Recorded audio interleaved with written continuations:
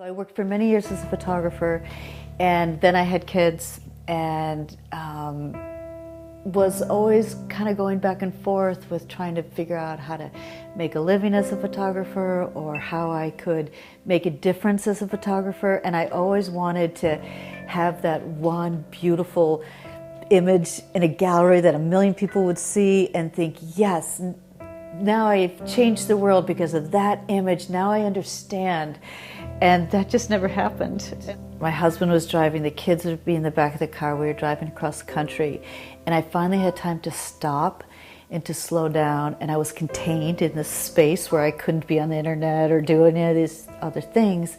And so it became a really creative space for me, and I had my camera in my lap, and I'd roll down the window, and I just remember being so curious about who lived in these houses along the road, and I started having a relationship photographing houses and the land that was whizzing by. And in that moment of photographing, going 80 miles an hour, I felt like time was stopping, and I was getting to see in a very slow, almost meditative way what the land looked like. I was really fortunate enough to be able to go inward and see what my own process looks like. Because creativity is something that we all have a huge amount of. There's lots of people think that they can't be an artist, that they need to be trained to be an artist. And what I've really seen and what I work with primarily is that everybody can be an artist, and it looks different than you think it does. When I read about a program in transformative arts, I knew that's what I wanted. I wanted to still work in community. I wanted to make a difference. I wanted to use my art to make change. When I went looking for copies and samples of old-fashioned postcards that I wanted to turn my own photographs into, I started seeing in antique stores how many boxes and boxes of stories. I gathered a group of women together, and I decided that I would take portraits of them and put them on their postcards, and they would write a story about their lives. And I would take these postcards to Africa with me and give them as gifts to the women that I would meet there, and then do the same project with them and bring these stories back. So what happened is I never went on that trip. The postcards went for me.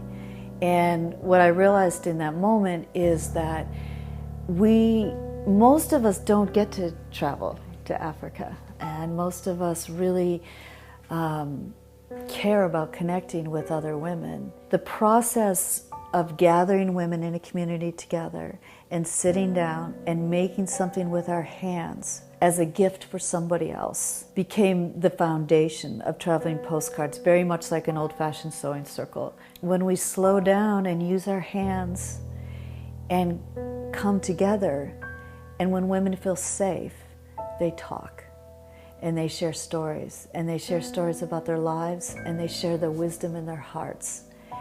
And I wanted to capture that wisdom on the back of this card, because I thought that's the biggest gift of all, is the gift we share from our hearts. I had always thought that in order to affect change, I was going to have to do something really big, and it terrified me. So I came across Mother Teresa's quote, and the quote is, "In this life, we cannot do great things. We can only do small things with great love."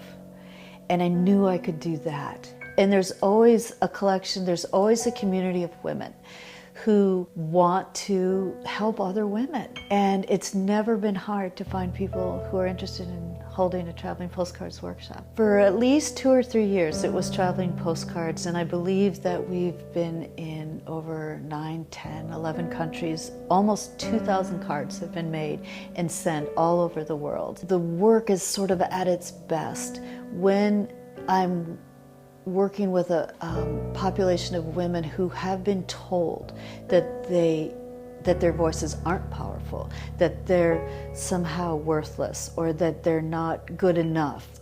I just thought it would be really great to have a mobile traveling art booth and to be able to actually take this work into small rural areas across the country that don't get a lot of people coming through, and give women an opportunity to speak.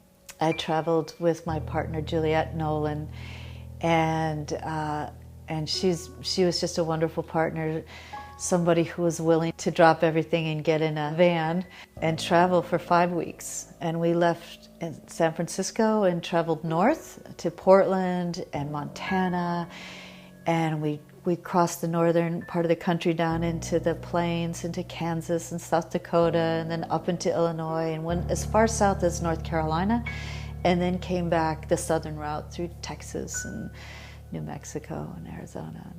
One of the things that we can do is personally connect you to the issue in a way that feels empowering. You knew that you had survived and you had something to say about it. And this was your chance to write on the back of a postcard your message to another woman. And we took all those postcards with us. We were asking them for their stories of resilience in the face of violence, and that their experience mattered. It mattered because they could help and empower somebody else. And we've collected them all, and we would put them in a suitcase, and we showed those cards from city to city. And then at the end of each workshop, the cards that were sent to us from all over the country were given as gifts, and every woman got to choose her own card. And that choice, again, a choice, right?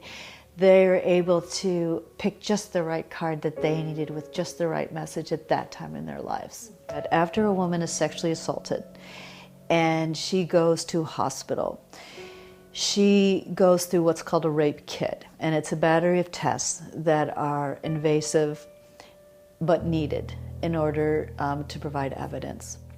One of the things they do at the end of this testing is provide what's called a hospital bag, and often it's just a plastic bag with a much needed, change of clothing and maybe a toothbrush and some flip-flops or something like that, so that a woman can then leave the hospital. After doing some research about the hospital bags, I learned that it's only probably 1 out of 4 rape crisis centers that even have bags.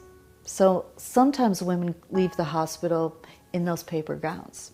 We thought that it would be a really great thing if we could include a traveling postcard in this hospital bag as a beacon of hope, with a message that says, you're not alone. This was not your fault. We're here with you. We understand. I'm just an artist, so I can do this thing, but you can do something else. There's so many things to be done. We can't all do it all, but we can do one thing. And this is just one thing. And I thought, let's put that traveling postcard in this hospital bag, and let's put them in every hospital bag across the country. So that's what we're doing. We're manufacturing traveling heart hospital bags. And they're beautiful. They're really gorgeous, and they have a pocket specifically sewn into them for a traveling postcard.